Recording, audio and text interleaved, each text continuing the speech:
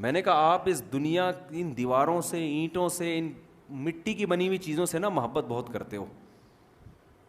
کہہ رہے اس کا علاج کیا ہے؟ میں نے کہا اس کا علاج یہ ہے, آپ یہ فرض کر لو کہ چھن گیا ہے, سب کیا ہو گیا, فینش, ختم, روڈ پہ آ گئے, گھر والوں نے دھکے دے کے گھر سے باہر نکال دی. فرض کر لو, یہ فرض کرو آپ کی فیکٹری ابھی بند ہو گئی.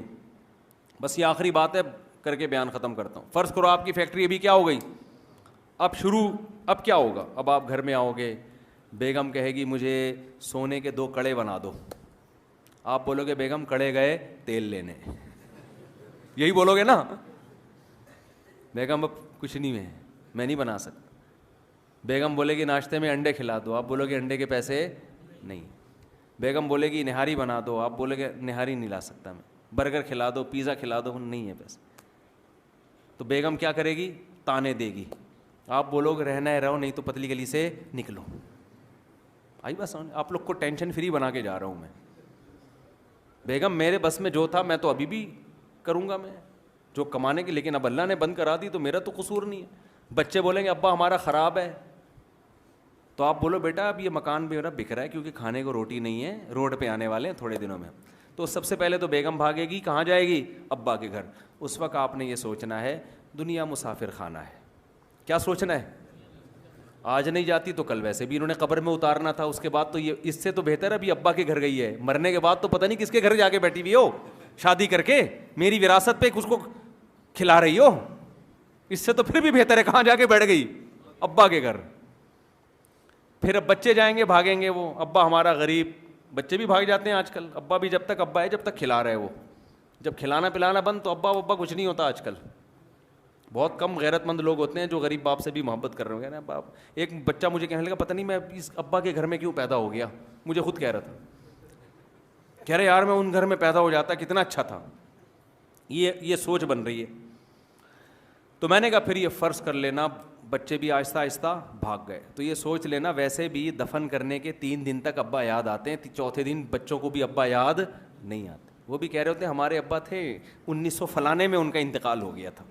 بڑی خوشی خوشی بتا رہے ہوتے ہیں نا. لوگ پوچھ رہے ہوتے ہیں آپ کے ابا کب مرے, کہہ رہے ہیں ہمارے ابا 2005 میں مرے. ایسے ہی بتا رہے ہوتے ہیں نا. کوئی غم نہیں ہوتا, کوئی ٹینشن نہیں ہوتی.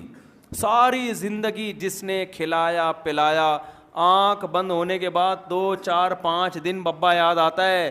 اس کے بعد اس میت والے گھر میں دیگیں چل رہی ہوتی ہیں, ڈڑنگ ڈڑنگ دیگوں کی آوازیں آ رہی ہوتی ہیں. ابے بوٹی ڈال کے لائے, کیا لے کر آیا یار تو.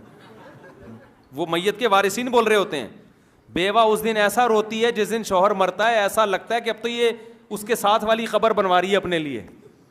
3 4 دن کے بعد عورتیں بڑی ہوشیار ہوتی ہیں, پتہ ہے آپ کو, روتے ہوئے بھی ایک دوسرے کے دوپٹے چیک کر رہی ہوتی ہیں. وہ کپڑوں کے معاملے میں ایک عورت کے میت ہوئی نا, وہ رو رہی ہے. میت میں جو عورتیں آتی ہیں نا, روتے روتے ساڑیاں دوپٹے چیک کر رہی ہوتی ہیں, ایک دوسرے کے باتیں کر رہی ہوتی ہیں. ایک میاں کا انتقال ہو گیا, عورتیں یہ اسٹائل ہوتا ہے, باتیں روتے ہوتے, ہائے منع کے ابا دنیا سے چلے گئے, ہائے ہائے بہت افسوس. بہن یہ دوپٹہ کہاں سے لیا تم نے, ہائے ہائے ہائے ہائے ہائے بہت افسوس ہوا. تو وہ روتے روتے بتا رہی ہوتی ہے, ہائے ہائے بہت اچھے تھے میرے میاں, بولٹن مارکیٹ سے خریدا تھا, ہائے ہائے ہائے ہائے. پھر وہ بتا رہی ہاں وہاں ذرا سستا مل جاتا ہے, میں حیدری تھوڑی مہنگی پڑتی ہے. ان کے رونے بھی ساتھ ساتھ چل رہے ہوتے ہیں, اور دوپٹوں کے پروگرام بھی, چوڑیاں بھی دیکھ رہی ہوتی ہیں, اور رشتے بھی ہو رہے ہیں. میت میں دیکھ رہے ہوتے ہیں, وہ لڑکی بیٹھی ہوئی ہے وہاں, وہ پتہ نہیں میت کی کون ہے, اب کنواری ہے, اچھا بہن میں اپنے بچے کے لیے بات کروں گی, ابھی تو ذرا پروگرام چل رہا ہے, بعد میں 3 4 دن بعد بات. خواتین کو نا چپ کرانا دنیا کا سب سے مشکل کام ہے. روتے روتے ساری باتیں ان کی ضروری جتنی باتیں وہ ساری ہو رہی ہوتی, غیبتیں بھی چل رہی ہوتی ہیں, غیبتیں بھی چل رہی ہوتی, منع کے ابا کی تعریفیں بھی چل رہی ہوتی ہیں, برائیاں بھی. کہ منع کے ابا اتنے اچھے تھے, آج تک کسی عورت کو انہوں نے نگاہ بھر کے نہیں دیکھا, جب بھی دیکھا ٹک ٹکی باندھ کے دیکھا انہوں نے, کبھی ان میں اتنی ہمت نہیں ہوئی کہ کھلی آنکھوں سے دیکھ سکیں. تو 3 دن کتنا رو رہی ہوتی ہے بیوہ, اس کے بعد